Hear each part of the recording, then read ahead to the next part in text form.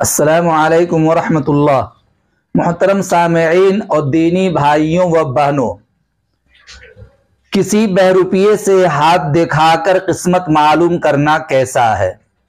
हाथ की लकीरों का कमाल, रोड छाप बाबाओं का धमाल।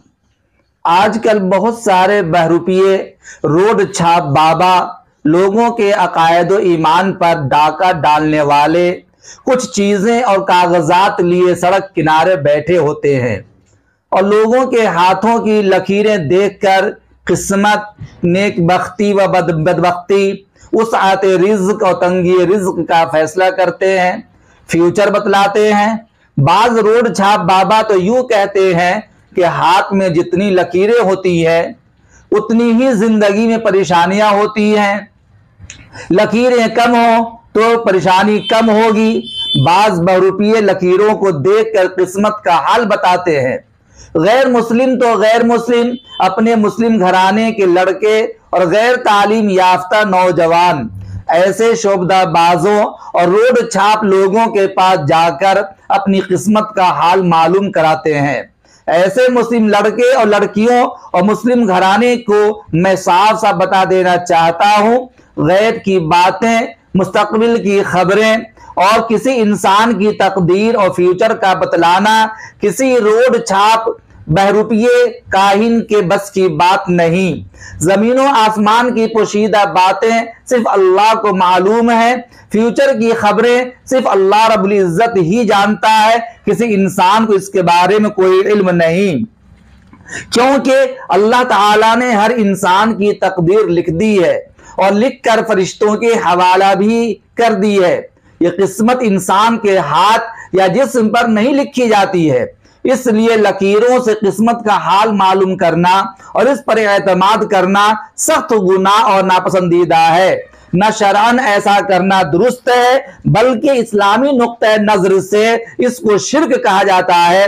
अगर कोई शख्स कहानत करने वाले के पास, रोड छाप बाबाओं के पास या बातें करने वाले लोगों के पास, लकीर के फकीर बहरूपिये के पास जाकर किस्मत मालूम कराता है हाथ की लकीरों को देखकर, तो गोया कि वो शिर्क वाला काम करता है। और नबी करीम सल्लल्लाहु अलैहि वसल्लम ने इस पर शदीद वईद पेश की है। सही मुस्लिम शरीफ हदीस नंबर 8521 बाब तहरीमिल कहाना के तहत एक रिवायत मौजूद है। मन अता अर्राफन फसअलहु अन शैइन लम तुक़बल लहु सलातु 40 लैलतन। इस रिवायत में है कि ऐसे शख्स जो किसी कहानत करने वाले के पास, शोबदाबाज के पास, बहरूपिये के पास जाकर के किसी चीज के बारे में मालूम करता है, तो याद कीजिए 40 रोज तक ऐसे लोगों की नमाज कबूल नहीं की जाएगी। और याद रखिए, साइंसी और तिब्बी एतबार से भी इन लकीरों का इंसानी अहवाल से कुछ ताल्लुक नहीं है। जैसे अल्लाह ताला ने चेहरे, मोहरे, रंगो रूप, आवाज और चाल ढाल के एतबार से हर शख्स को दूसरे से मुमताज और अलग रखा है, इसी तरह अंगूठे और अंगुलियों पर पाई जाने वाली बारीक लकीरें और हथेलियों में मौजूद नुमाया लकीरें भी एक दूसरे से मुमताज और जुदागाना रखी है।